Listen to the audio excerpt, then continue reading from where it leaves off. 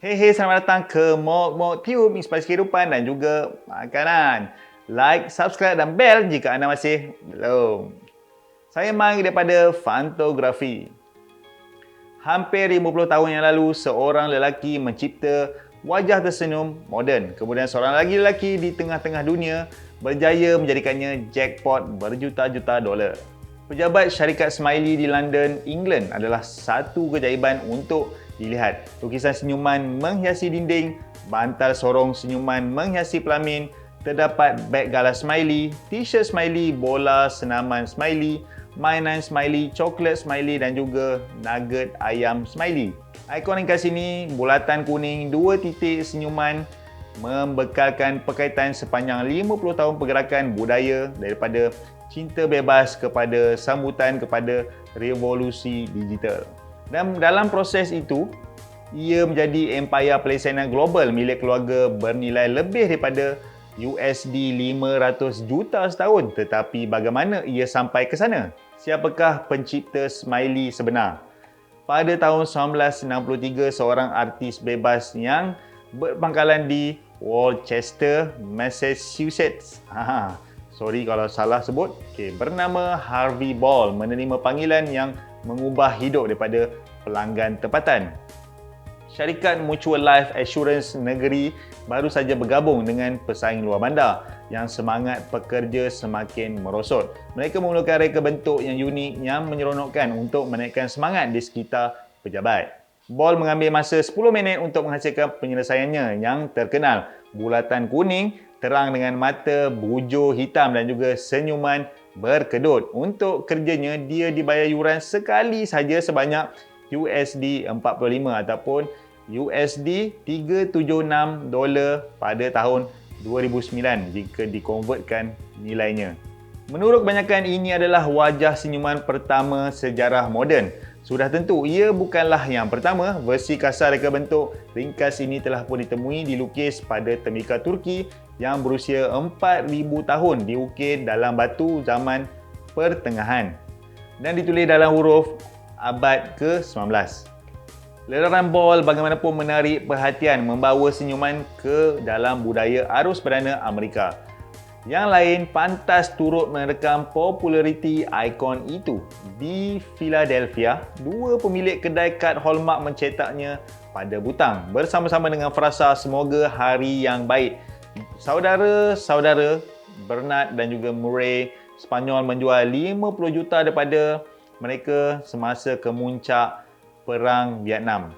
Tidak lama kemudian menjadi jelas bahawa ilustrasi mudah Ball bernilai berjuta-juta dolar, tetapi dia telah membuat satu kesilapan yang kritikal, iaitu dia tidak pernah memfailkan trademark ataupun tanda dagangan. Lelaki yang memiliki Smiley itu di tengah-tengah dunia di Paris, Perancis. Seorang wartawan muda bernama Franklin Loufrani mempunyai ciptaan sendiri. Loufrani telah meninggalkan kolej dan menyertai akhbar pertamanya pada usia 19 tahun dengan sedikit latihan formal. Tetapi menurut mereka yang mengenalinya, dia adalah seorang yang berjiwa keusahawanan. Seorang lelaki pemasaran yang sentiasa menghasilkan barangan baru.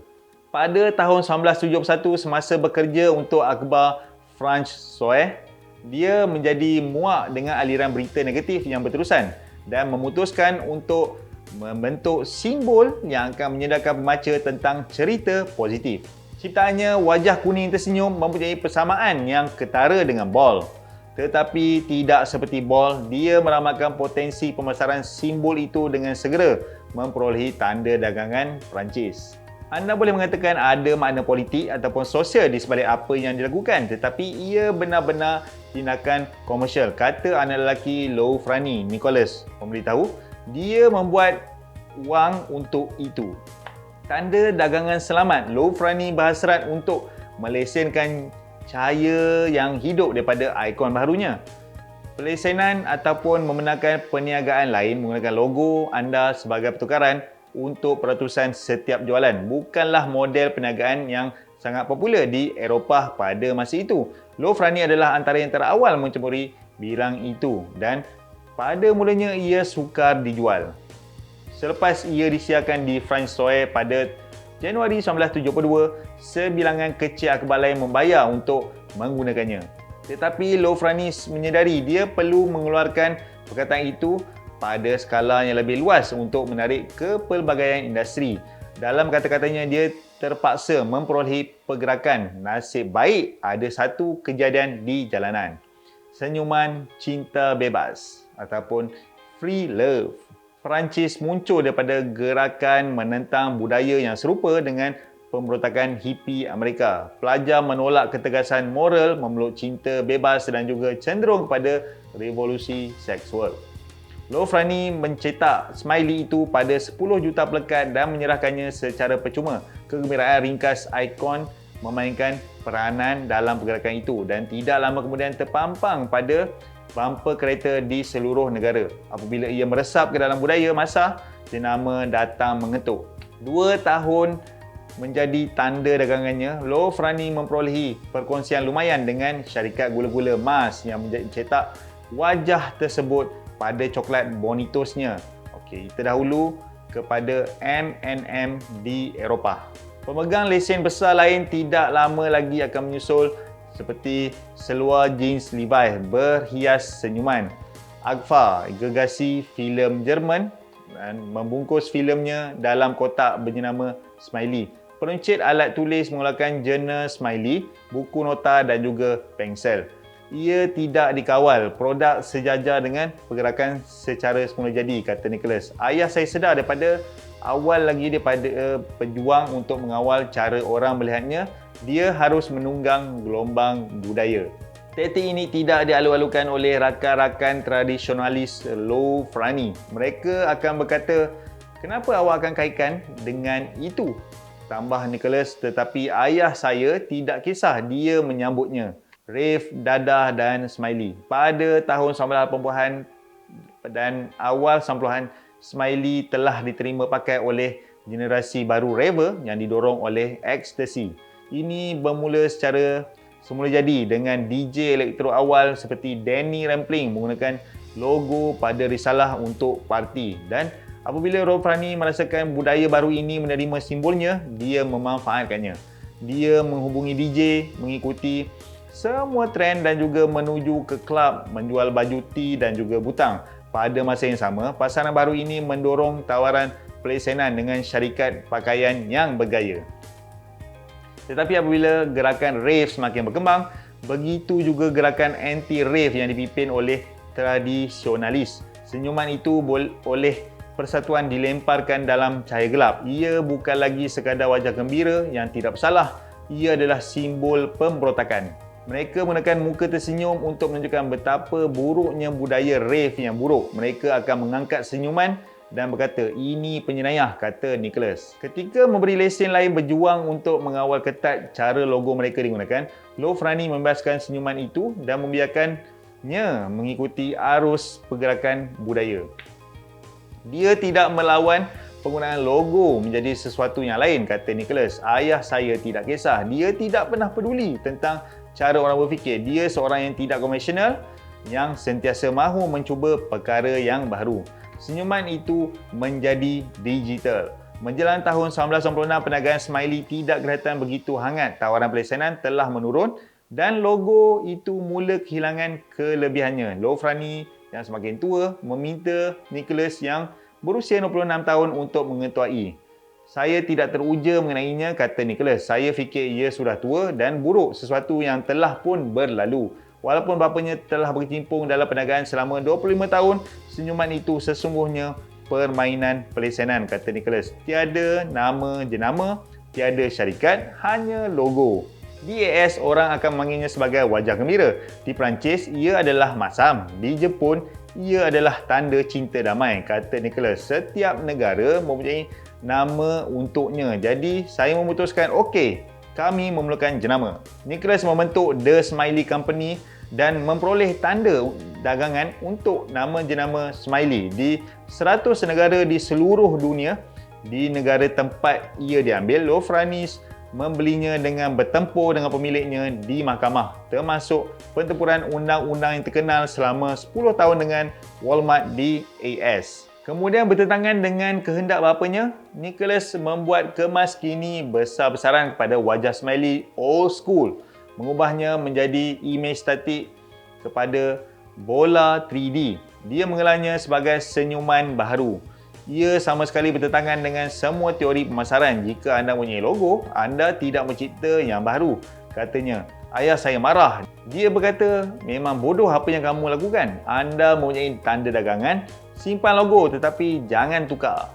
Tetapi Nicholas merasakan perubahan yang lebih besar berlaku. Kebangkitan internet dan teknologi mudah alih. Walaupun orang ramai telah menggunakan emot ikon berasaskan teks, seawal tahun 1982, saintis komputer Scott Feldman dianggap orang yang pertama. Nicholas menjagakan masa depan di mana orang ramai akan menggunakan ikon smiley sebenar untuk berkomunikasi.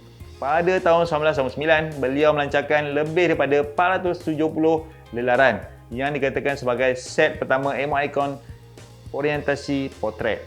Kami mempunyai senyuman mengejutkan mata, senyuman marah, senyuman haiwan, senyuman buah-buahan, senyuman bendera, senyuman patung Liberty. Ada senyuman untuk segala-galanya, kata Nicholas.